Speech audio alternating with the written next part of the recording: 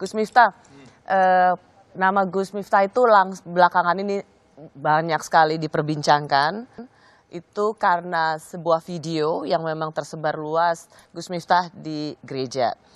Sudah banyak penjelasan memang dari Gus Miftah di sosial media maupun di Twitternya Gus Miftah. Tapi saya ingin dapat penjelasan yang juga clear dari Gus Miftah.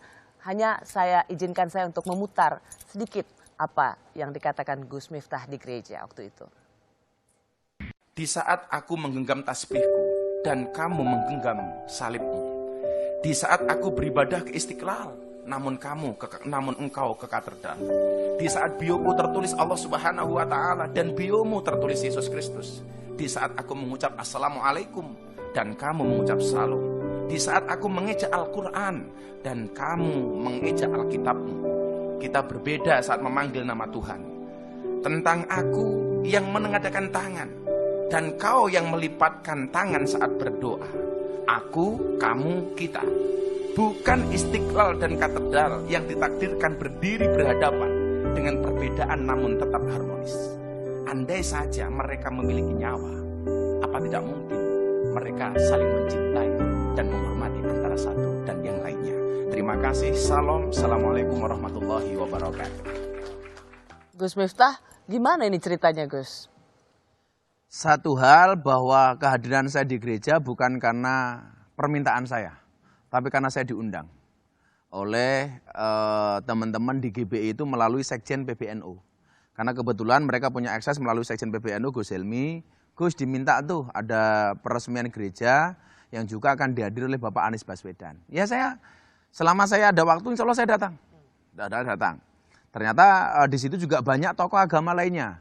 Jadi karena ada FKUB, Forum Kerukunan Terhormat Beragama. Oh jadi Gus Miftah tuh nggak sendirian ya? Enggak. Ada Gubernur DKI. Ada Gubernur DKI, ada Sekjen PBNU, kemudian ada FKUB, tokoh-tokoh agama. Dan mereka tanda tangan prasasti kerukunan. Bahkan saya nggak tanda tangan sendiri. Cuman saya memang dikasih waktu untuk memberikan orasi kebangsaan. Dan saya orasinya dengan cara saya gitu loh. Dengan cara saya gitu loh. Maka kemudian ketika video itu menjadi viral, saya juga nggak paham gitu loh, nggak paham. Tapi bagi saya kemudian kalau hari ini mengatakan Miftah kafir masuk gereja, saya meyakini kok, insya Allah sampai hari ini iman saya masih utuh, Kalau kemudian orang banyak yang nggak bersepakat dengan apa yang saya lakukan, ya saya bisa memahami mereka. Kalau ada orang mengatakan yang saya lakukan salah, ya monggo-monggo saja gitu loh. Tapi insya Allah dengan semua yang terjadi itu tidak akan pernah melunturkan keimanan dan keyakinan saya. Ya. Banyak sekali kemudian tekanan atau kritik keras ditujukan pada Gus Miftah. Banyak, bahkan arahnya personal. Dan saya fan-fan saja gitu loh. Dan saya selalu mengatakan begini Ros, kita tidak bisa ngatur ombak, tetapi kita bisa belajar berselancar. Kita tidak bisa ngatur omongan orang lain kepada kita. Ya. Yang bisa kita lakukan adalah bagaimana menghadapi omongan mereka.